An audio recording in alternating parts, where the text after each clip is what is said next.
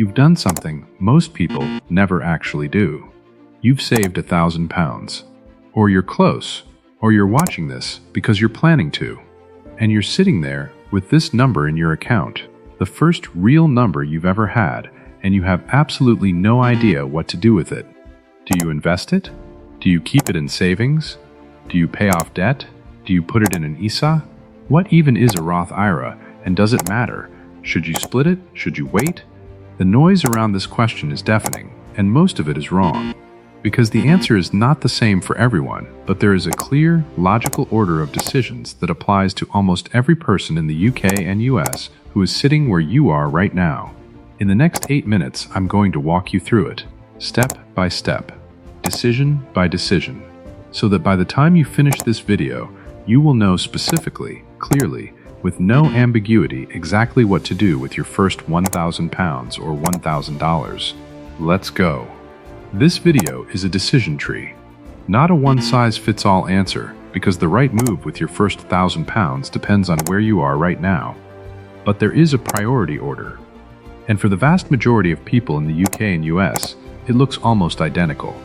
We're going to go through 5 possible uses for your first £1,000 in the exact order you should consider them. And for each one, I'll tell you who it applies to and who should skip it, so you can follow along and find exactly where you land. By the end of this video, you'll have a specific answer, not a general one. Yours. Priority number 1. And for some people watching this, the answer stops here. If you have high interest debt credit cards, overdrafts, personal loans above 10% interest, buy now, pay later balances, carrying fees, paying that down is almost always the best use of your first £1,000. No debate. Here is the maths. If your credit card charges 22% interest and you invest your £1,000 instead, you need your investments to return more than 22% to come out ahead. The stock market has historically returned around 8% to 10% per year on average. You are losing money by investing instead of paying off high interest debt every month. The only exception, if your debt is low interest, a 0% balance transfer card within its promotional period, a student loan in the UK where repayments are income contingent and the interest rate is manageable, you may be better served moving to Priority 2 first. But if the interest rate is above 8% to 10%, clear it first. Full. Who does Priority 1 apply to? Anyone with credit card debt, store card debt, high interest personal loans, or BNPL balances with late fees accruing? Who skips to Priority 1? Anyone debt-free, or carrying only low interest or 0% debt within its promotional window. Priority number 2. And for many people, this is exactly what their first £1,000 is for. An emergency fund is not exciting. It is not going to make you rich. But it is the financial foundation that makes every other money goal possible. Because without it, one unexpected cost sends you back to the credit card and undoes everything. The target for a minimum emergency fund is 3 months of essential expenses, but that number can feel overwhelming when you're starting from zero. So here is the first milestone that actually matters: £1,000 or $1,000. That single amount covers the vast majority of unexpected costs that derail people's finances, a car repair, a boiler call-out, a dental bill, a month of reduced income. Where to keep it? A high-interest, easy-access savings account in the UK. Not your current account, not your investment account. Marcus, Chase UK, and Chip consistently offer competitive rates. In the US, a high-yield savings account at Ally, Marcus US, or a similar online bank. Your emergency fund should be earning as much interest as possible while remaining instantly accessible. Who does Priority 2 apply to? Anyone with less than £1,000 or $1,000 in accessible emergency dedicated savings. Who skips to Priority 3? Anyone who already has £1,000 or more set aside and untouched in a separate emergency account. Priority number 3. And this one is free money, literally. If you have a workplace pension and your employer matches your contributions, and the majority of UK and US employers do not, maximizing that match is the single most expensive financial mistake most young workers make. Not investing, not high interest debt. Here's how it works. Your employer has agreed to match your contributions up to a certain percentage of your salary, often 3%, 4%, or 5%. For every pound you put in, they put in a matching pound. That is an instant 100% return on your money before a single investment is made. Your first 1,000 pounds does not necessarily go directly into this because pension contributions come from your salary rather than a lump sum. But what this priority means in practice is, if you are not currently contributing enough to receive your full employer match, increase your pension contribution percentage immediately. The 1,000 pounds in your savings account gives you the buffer to do that without feeling the squeeze. Who does Priority 3 apply to? Anyone not currently receiving their full employer pension match. Who skips to Priority 3? Anyone already maximizing their employer match or self-employed without access to employer matching. Priority number 4. And for most people who have cleared their high-interest debt, built their emergency fund, and are receiving their full employer match, this is where your 1,000 pounds goes. You invest it in a tax-efficient account, in a low-cost index fund.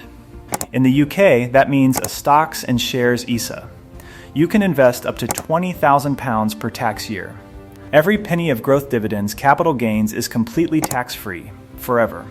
It does not get reported to Merck. It does not affect your tax return. It simply grows, untouched by tax, for as long as you leave it there. Platforms to consider: Vanguard UK, InvestEngine, and Moneybox all offer low-cost stocks and shares ISAs with no minimum deposit or very low minimums. Fees matter enormously over long investment horizons. Choose a platform with annual fees below 0.45% where possible. In the US, that means a Roth IRA. You invest after tax money now, it grows tax-free, and you pay no tax on withdrawal in retirement. You can contribute up to $7,000 per year. Fidelity, Vanguard US, and Charles Schwab are the go-to platforms for beginners. All three have no minimum deposit and no account fees. What to invest in? A global index fund, not individual stocks, not a thematic fund, not anything with a manager charging 1.5% per year. A simple, diversified, low-cost global index fund that tracks thousands of companies across the world. Vanguard's Fits All World Fund in the UK. Fidelity's Zero Total Market Index Fund in the US. Set up a monthly contribution alongside the lump sum. Automate it. Then leave it alone. Who does Priority 4 apply to? Anyone who has completed Priorities 1 through 3 and has 1,000 pounds available to invest long-term, meaning money they will not need for at least 5 years. Who skips to Priority 4? Anyone who needs some or all of their 1,000 pounds to remain accessible within the next 1 to 3 years.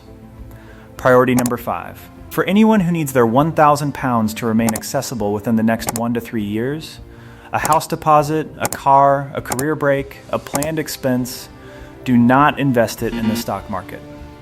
The stock market can and does fall, sometimes significantly. If you need the money in 18 months, a 30% market drop in month 12 is a problem you cannot ride out. Short-term money belongs in short-term accounts. In the UK, a cash ISA, a fixed-rate savings account, or a lifetime ISA if you're buying your first home. The lifetime ISA gives you a 25% government bonus on up to £4,000 per year, which on 1,000 pounds is an immediate £250 added by the government. For a first-time buyer in the UK, this is one of the best deals in personal finance. In the US, a high-yield savings account or a short-term CD certificate of deposit for money you need within 2 to 3 years. Now the 3 mistakes that derail people at this exact stage. Mistake 1. Doing nothing. Leaving 1,000 pounds in a current account earning 0.1% interest while inflation runs at 3% is not safe. It is a guaranteed slow loss. Inaction has a cost.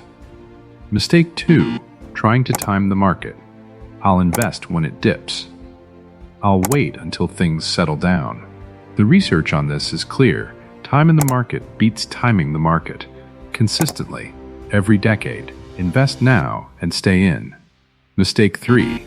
Splitting the 1,000 pounds across too many places trying to hedge everything. Pick one priority. Follow the order. One decision made well beats 5 decisions made anxiously. 5 priorities, in order. And now you know where you land. High interest debt first always. Emergency fund to 1,000 pounds second. Employer pension matched third because it's free money and you are leaving it on the table if you're not taking it. Invest in a tax-efficient account, 4th ISA or Roth IRA, Global Index Fund, automate it. And if you need the money within 3 years, keep it accessible and make it earn. Your first £1,000 is not just a number in an account. It is the beginning of a financial life that looks completely different from the one most people end up with. Now I want you to drop one comment before you leave. Tell me, which of the 5 priorities is your £1,000 going to? Just the number priority 1, 2, 3, 4, or 5. Or if you're not there yet, tell me how close you are. I read every single comment on this channel, and I reply to as many as I can. Your answer is also going to help me figure out which of these topics to go deeper on next. So tell me, which priority are you at? Share this with someone who's just hit their first £1,000 and doesn't know what to do with it. This video might be the most useful thing they watch all year. I'm the Skint Investor. New video every week. See you then.